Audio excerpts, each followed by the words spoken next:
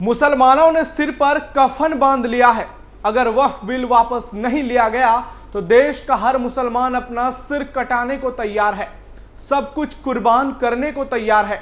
ये शब्द हैं एक भड़काऊ भाईजान के, जो वक्फ के खिलाफ हो रहे वक्फ बचाओ आंदोलन में दिल्ली के ताल कटोरा स्टेडियम पहुंचे थे।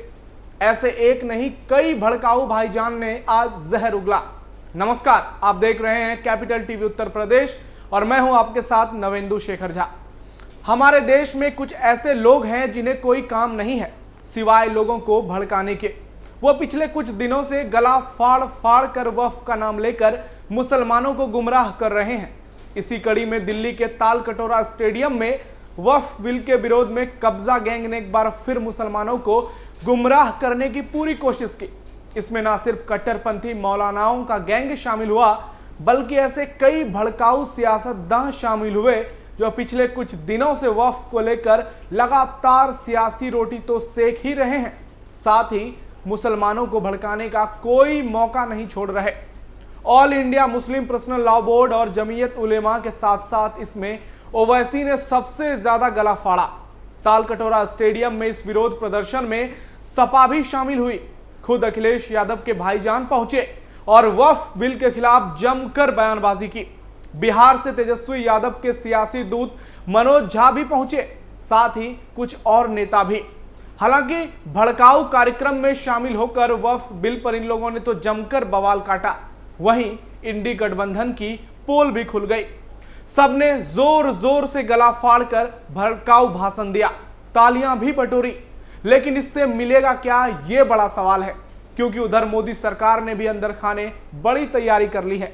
आपको बताएंगे कि आखिर इस वक्फ बचाओ के भड़काऊ प्रदर्शन में तुष्टीकरण करने वाले नेताओं ने कैसे देश के मुसलमानों को अपनी बातों से भड़काने की कोशिश की और क्या क्या जहर उगला। दिल्ली में कब्जा गैंग का हल्ला बोल, भड़काऊ भाईजान की गीदड़ भभकी।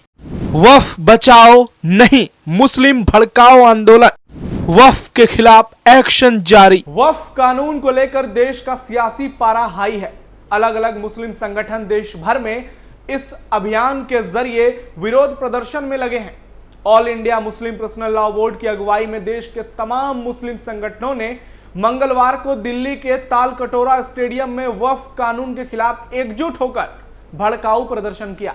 हालांकि जितने लोगों की पहुंचने की ये लोग दावा कर रहे थे, उतने तो कार्यक्रम में नहीं पहुंच पाए। लेकिन इस भड़काऊ प्रदर्शन में तुष्टीकरण के सरदार एआईएमआईएम प्रमुख असदुद्दीन ओवैसी, समाजवादी पार्टी के सांसद धर्मेंद्र यादव, आरजेडी सांसद मनोज झा जैसे नेता शामिल हुए, जबकि मौलानाओं के बड़े गैंग ने भी इस प्रदर्शन में पहुंचकर खूब जहर उगला। इसमें इंडियन नेशनल लीग के अध्यक्ष मोहम्मद सुलेमान ने वहां मौजूद मुसलमानों को भड़काते हुए कहा कि मुसलमानों ने सिर पर कफन बांध लिया है। अगर वक्फ बिल वापस नहीं लिया गया तो देश का हर मुसलमान अपना सिर कटाने को तैयार है। यह जंग आजादी की दूसरी लड़ाई है। हमें जंग आजादी की दूसरी लड़ाई में सब कुछ कुर्बान करने के लिए तैयार रहना होगा। इंशाअल्लाह फतह हमारी होगी। हम लड़ेंगे और जीतेंगे भी। इस्लाम को मिटाने वाले खुद मिट गए। हमें सब कुछ कुर्बान करने के लिए तैयार रहना चाहिए। इस भड़काऊ सुलेमान ने आगे कहा कि एक क्रांति आएगी जो जालिमों को बहाकर ले जाएगी। वहीं वक्फ कानून के विरोध में दिल्ली में हुई भड़काऊ बैठक में all India Muslim personal law board के अध्यक्ष खालिद सैफुल्लाह रहमानी ने कहा, हम सरकार को संदेश देना चाहते हैं कि यह देश पार्टी के घोषणा पत्र से नहीं चलेगा, बल्कि संविधान के हिसाब से चलेगा। काश ऐसे बयान भारत के विकास और देश की अखंडता को कायम रखने के लिए इन लोगों ने पहले दिए होते तो आज नजारा कुछ और होता। वक्फ के खिलाफ प्रदर्शन या मुगलों का महिमा मंडन। महाराष्ट्र के परभणी से मुस्लिम पर्सनल लॉ बोर्ड के सदस्य रफीउद्दीन अशरफी ने आक्रोश भरे भाषण में कहा कि हमने सिर पर कफन बांध लिया है, वक्फ कानून वापस लो, हम अपने सिरों का नजराना देने को तैयार हैं। मुसलमानों, बोर्ड की आवाज पर सड़कों पर उतरो और बताओ कि तुम्हारा इरादा क्या है। उनके इस भाषण ने माहौल को और गर्म कर दिया। सम्मेलन में एक विवादास्पद मोड़ तब आया जब सिख धर्म के दयाल सिंह ने मुगल बादशाह औरंगजेब और बाबर का महिमा मंडन किया। उन्होंने कहा कि लोग बाबर और औरंगजेब को नकारते हैं, लेकिन अगर मुगल सल्तनत का इतिहास मिटाया गया तो सिख इतिहास भी खत्म हो जाएगा। बाबर से औरंगजेब और गुरु नानक से गुरु गोविंद सिंह तक हमारा इतिहास मुगलों से ही जुड़ा है। उन्होंने दावा किया कि गुरु गोविंद सिंह की पत्नी माता सुंदरी औरंगजेब के शासन में दिल्ली में रहीं और 8वें सिख गुरु हरकिशन सिंह के अंतिम संस्कार के लिए औरंगजेब ने ही यमुना के किनारे जगह दी थी। ये बोल तो ऐसे रहे हैं जैसे औरंगजेब के बाप का यह हिंदुस्तान था। दयाल सिंह ने आगे कहा कि गुस्सा जायज है, लेकिन यह सिर्फ मुसलमानों की लड़ाई नहीं है, यह जुल्म और इंसाफ की लड़ाई है। देश की बड़ी आबादी हमारे साथ है, हमें एक दूसरे को समझने की आदत है। उन्होंने यह भी कहा कि सुप्रीम कोर्ट ने फिलहाल हमें कुछ राहत तो दी है, लेकिन उकसावे से बचने और मिलकर लड़ने की जरूरत है। वहीं चेतावनी भरे लहजे में दयाल सिंह ने कहा कि मायूसी नहीं रखनी है। गांधी से करार था, जो इसे तोड़ेगा उसका तख्त ताबूत बन जाएगा। ओवैसी का रोना नहीं हो रहा बंद। अब आपको भी लग गया होगा कि ये कोई विरोध प्रदर्शन नहीं है, बल्कि ये एक भड़काऊ बयानों की प्रतियोगिता है, जहां ऐसे लोग इस होड़ में हैं कि कौन मुसलमानों को कितना भड़का सकता है। आपको बता दें कि all India Muslim personal law board मुसलमानों को लगातार ये कहकर भड़का रहा है कि नया कानून इस्लामी मूल्यों, शरीयत, धार्मिक स्वतंत्रता और भारतीय संविधान के खिलाफ है।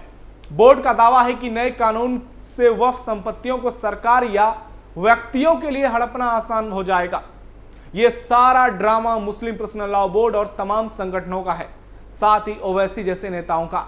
अब आपको उन नेताओं के जहरीले बोल के बारे में बताएंगे जो सीधे तौर पर देश की संसद से पारित कानून को लेकर मुसलमानों में भ्रम तो फैला ही रहे हैं, साथ ही देश में बदतर हालात और माहौल बिगाड़ने की लगातार कोशिश कर रहे हैं। समाजवादी पार्टी का खुलकर तुष्टीकरण। सबसे पहले आपको असदुद्दीन ओवैसी के भड़काऊ बोल के बारे में बताते हैं।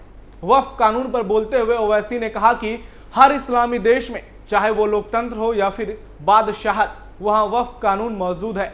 उन्होंने बीजेपी के उस दावे पर भी सवाल उठाया जिसमें कहा गया कि सेक्शन 40 को हटा दिया गया है। ओवैसी ने कहा, पिछले 30 सालों में इस सेक्शन का 530 बार इस्तेमाल हुआ है। यह खुद अल्पसंख्यक मंत्रालय ने लिख कर दिया है। मुस्लिम महिलाओं को वक्फ बोर्ड का सदस्य बनाए जाने पर भी उन्होंने बीजेपी पर निशाना साधते हुए कहा कि साल 1998 से ही महिला सदस्यों को शामिल करने का प्रावधान है। अगर मुस्लिम महिलाओं से मोहब्बत है तो बिल्किस बानो को अपने घर बुलाकर चाय पिलाइए। इस दौरान ओवैसी ने पीएम मोदी पर भी बयानबाजी की और कहा कि मोदी जी किंग सलमान से हबीबी कहकर बात करेंगे और भारत में आकर कहते हैं कि मुसलमानों को कपड़ों से पहचानो।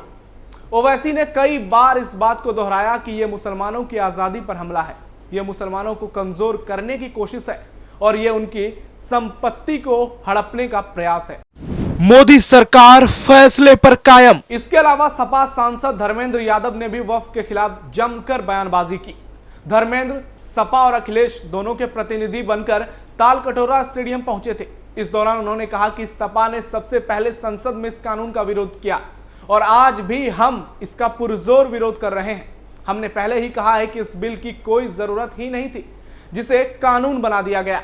धर्मेंद्र यादव ने बीजेपी पर हमला बोला और कहा कि यह बीजेपी की सोची समझी साजिश है।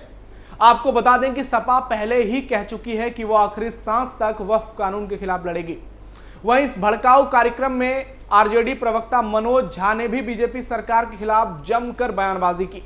मनोज झा ने कहा कि यह सियासी झंडों की लड़ाई नहीं है, आपका सभी लोगों का गुस्सा वाजिब है। यह लड़ाई सिर्फ मुसलमानों की नहीं बल्कि हिंदुस्तान की है। हम हिंदुओं को मुसलमानों को रोजाना देखने की आदत है, इसी तरह मुसलमानों को भी हिंदुओं को देखने की आदत है। जो हमारे साथ नहीं है वो जुल्मियों के साथ है। हम हवा भरना भी जानते हैं और हवा टाइट करना भी।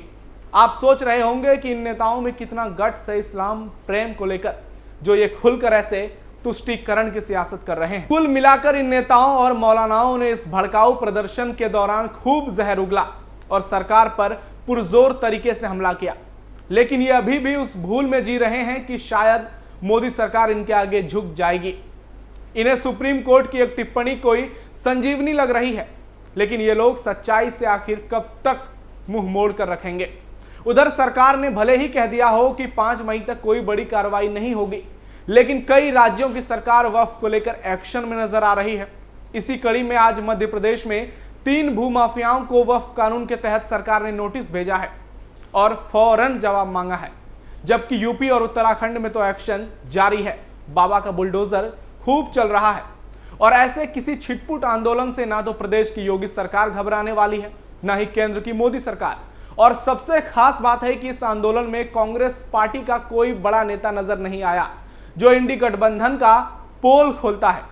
फिलहाल स्पेशल स्टोरी में इतना ही। आप देखते रहिए कैपिटल टीवी उत्तर प्रदेश। नमस्कार।